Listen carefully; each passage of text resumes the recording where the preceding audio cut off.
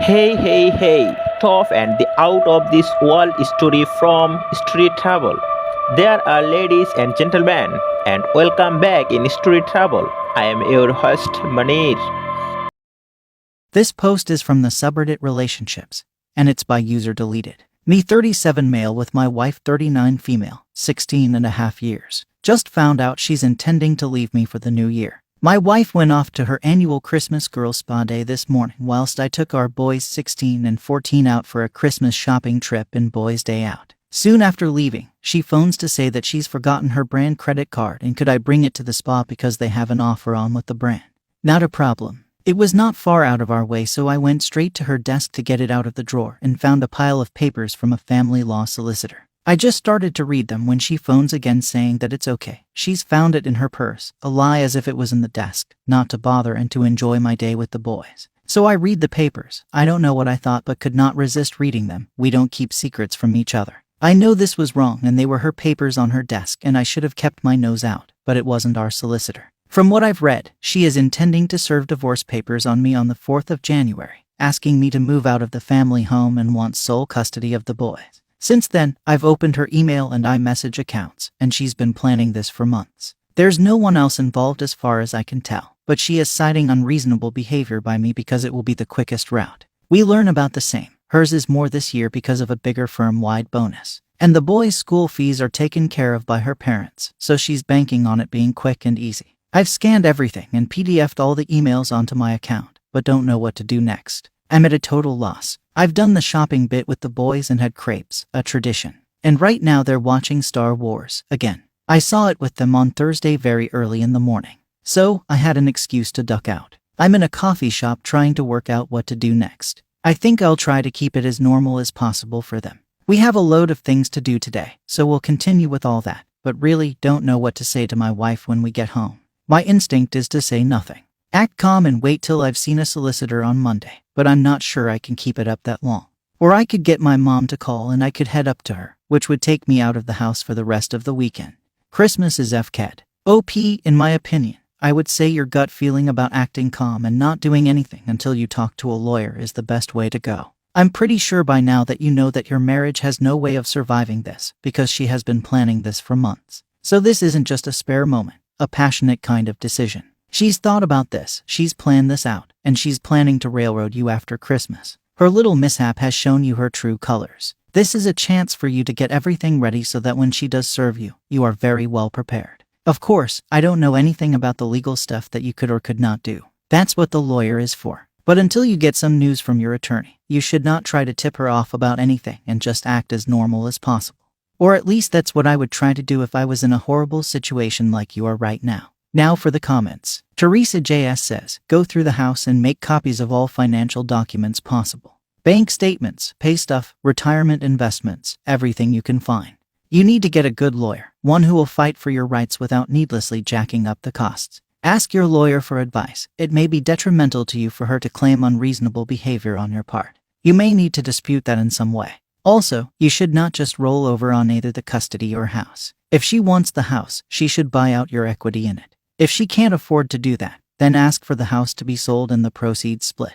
As I said, talk to your lawyer. As a general rule, being the reasonable partner who wants to split everything evenly is a reasonable approach. If you don't already, you'll want to have a bank account in only your name, and you'll want some cash in that account.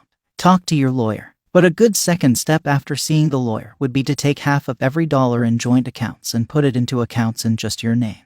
Also, redirect your paychecks into just your accounts. Yes, this may alert her to something being up, but it's better to have cash in hand. And OP responds, everything financial is scanned and backed up to a server. We have separate personal accounts and joint household accounts which we both put equal share into to pay for living. Everything else is kept in our own names. We've never shared finances in that way. How to do it says, quote, or I could get my mom to call and I could head up to her which would take me out of the house for the rest of the weekend. Your wife called you the second time and lied because she realized that sending you to look through her desk for her credit card might reveal what she's planning. You really don't want her to know that you know. If you don't think you can fake it for the weekend, then think of a super plausible reason your mother would want you to spend time at her place until Monday. Once there, use your time wisely. Research lawyers, write down questions, decide how you want this divorce to go down, because it seems like your wife is set on it. Talk to a lawyer as soon as you can, Monday, no matter the costs. Hope for the best, plan for the worst. I wouldn't bring up divorce to her. Just have everything ready in the event that she does so you can immediately respond and have protected yourself. Tile Lactua Shackle says, she called to ask you to find the credit card, then made a huge mistake and then called back to lie to you and that she already had it.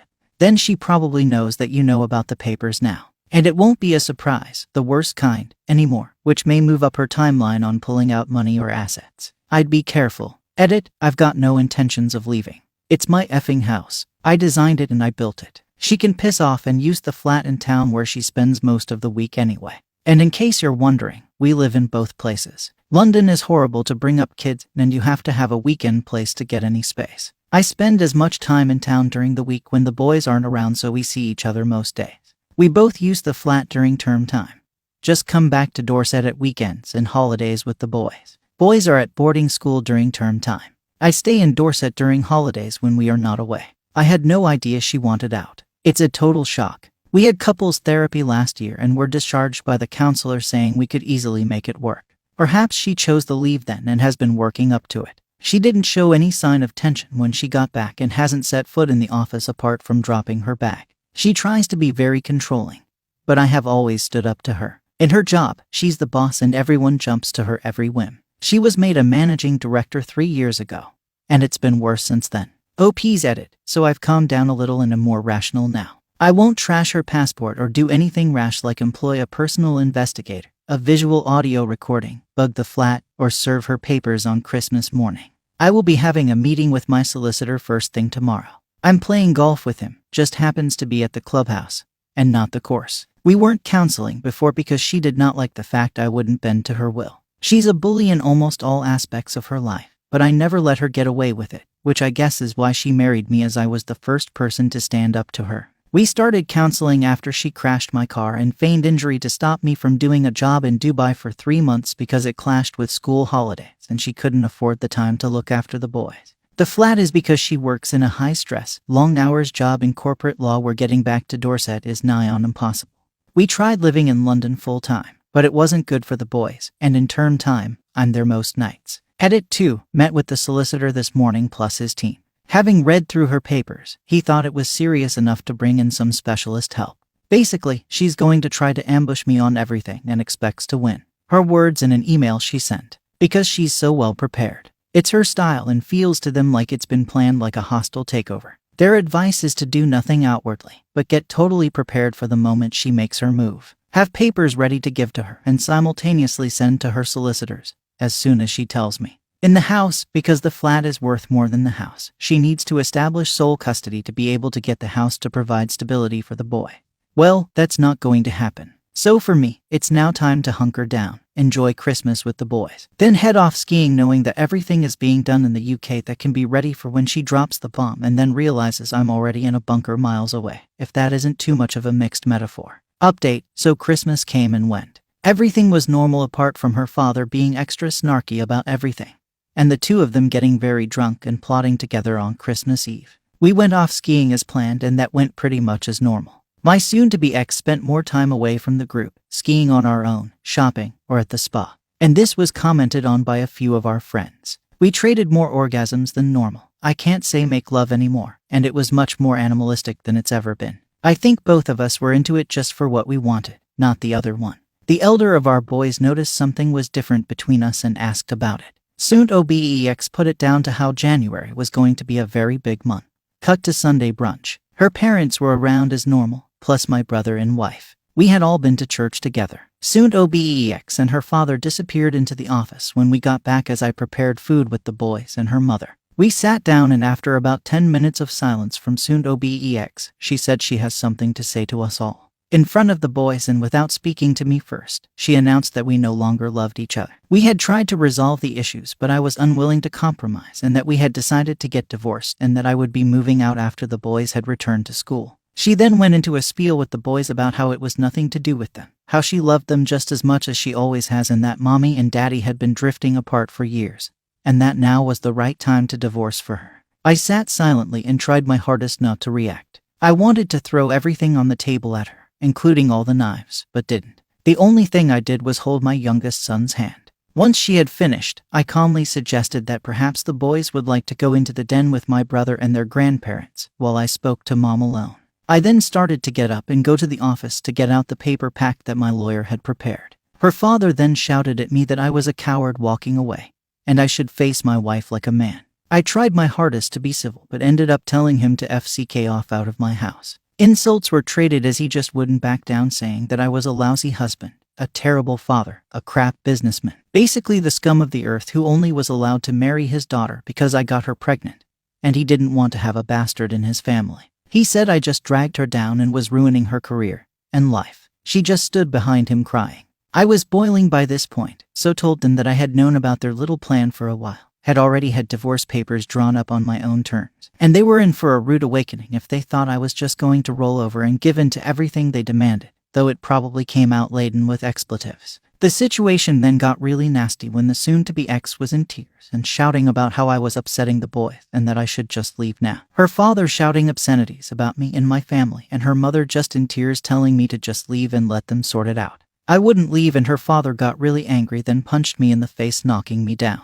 My brother got between us and his wife called the police. The boys also got involved and pulled her father off me, but not before he kicked me a couple of times. I'm not small, but the punch and kicks really knocked me about. The only thing I can say is that I didn't hit back at all. Once he realized I wasn't going to fight back, he retreated with his daughter into her office. I went into the lounge and with my brother comforted the boys who were distraught. When the police and the paramedics arrived, my brother, who is a police officer himself, talked to them. Then they took statements from both sides, escorted my father-in-law off the premise, and suggested that the best thing to do was for me to leave the house. By this time, I'd talked to the duty solicitor from my lawyers, and they talked to the police and explained that I wouldn't be doing that. I went off to the hospital to get my injuries, broken nose and cracked ribs, sorted, and when I came back, at about 7 p.m., my wife had left for London and her mother and my sister-in-law were with the boys. They were pretty upset, but mostly about the fight, not us splitting up. Both of them want to stay home this week and commute to school, so I can talk to them properly when they are back tonight. They were both really quiet this morning, and my sister-in-law drove them to school. She teaches there. I didn't really sleep much, so went back to bed after the boys had gone and woke to a terse email from my soon-to-be ex giving a list of demands that she would have given me the day before if I'd been more reasonable, and complaining that my solicitors had already contacted her before we had a chance to talk about what she wanted. So divorce is happening, and I joined the many people that are starting the new year newly single. Her father did her no favors, and she was relying on her parents to be able to care for the boys during holidays when she was working. That's not going to happen now, as he's proven to be violent. He really stuffed her sole custody run. In any case, I've already asked her to CC my solicitor's office in everything she sends me, and everything I'll send is CC'd to them. And I've already had a conversation with the lawyers about fees, so I'm not too worried. It's going to cost me upwards of £150,000, but in the long term, it's worth it. This is not going to go as unopposed as she assumed. Big wake up coming for her. There are no medical bills in the UK. It's a free NHS, and charges will be down to the police and CPS. I know he was interviewed under caution today, then arrested and released on police bail, so I can only assume that he'll be charged at some point once the CPS have talked to me. I've made a statement, and my brother thinks they will prosecute as the bones were broken. Her father will get a caution or be bound over to keep the peace. Unlikely it will come to anything else. Of course, we filed a restraining order against him, and I'm currently waiting on the locksmith to change the locks because he has a key. We are waiting on her solicitors to tell us if she wants to continue to reside here whilst the divorce is resolved. At the moment, she's in London and then New York for the week. My soon-to-be ex is totally a daddy's girl. His princess to whom he could never say no. He never thought I was good enough for his daughter. We met when I was working as a builder's mate at my dad's firm. He never got past that, even though I went to a better public school than she did, got a much better degree. And now I'm a managing partner of a leading engineering consultancy. To him, I'll always be the builder who effed his daughter and forced her into a shotgun wedding. I was a student when I got her pregnant, and built just about everything up from scratch. My parents are wealthy, but I've never had a penny from either of them since leaving school. In case you're curious, here are the demands I got in the email. Full sole custody, both house and flat. I will move out within a week. An uncontested divorce, all joint assets, half of my assets, with no mention of her assets, which are at least equal to mine, £75,000 per year to support the kids, including hiring a full-time housekeeper to maintain the house, £15,000 per year in school fees to pay for university for both boys, access to my partnership accounts and full disclosure of all upcoming and pipeline deals, a detailed list of individual items including most of my first edition books, and all Lewis Carroll litho prints, plus a variety of other things. Oh, and my balls. She basically wants me to become a cash cow. I've got my suspicions that Daddy's money is running out, and she knows she can't keep up her lifestyle without it. We've always had separate accounts and finances, just sharing the common expenses, but she spends way more than she earns and always has. Her inherited assets are all tied up in land and property, so she won't be very liquid. In any case, the calculations that my solicitors have done say it's a zero net sum.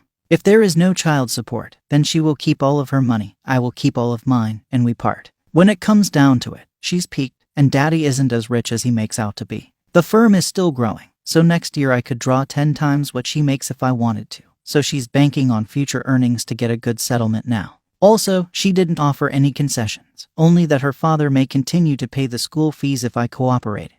And I could have time to move my office out of the house if I agreed to a quick transfer of assets. Sadly, I don't think there will be any winners in this, only losers. If she's come to me and said she wanted a divorce, I wouldn't have stood in her way. It's not something I would have started, but I'll want to get out of this as cheaply as I can and move on. We should have gotten divorced last year when we went through counseling, and she would not accept that there was anything wrong with the way she treated me. I thought it was best to stay for the boys. How wrong I was. Once I knew she was planning divorce, I knew it would get pretty horrid pretty quickly, as she's very vindictive. As for my boys, I spent a lot of time talking to them last night. They are upset and traumatized by the events of Sunday. I was pretty knocked up last night, and they were very quiet this morning. I'll see them at 7 and we can talk then. My sister-in-law says both have been very quiet at school today. Not surprising, really. Their mom has also been in contact with them loads, telling them how bad a person I am and how their grandpa still loves them but Daddy is stopping him from seeing them. I'll talk to the school about getting them time with a counselor so they have their own space to talk.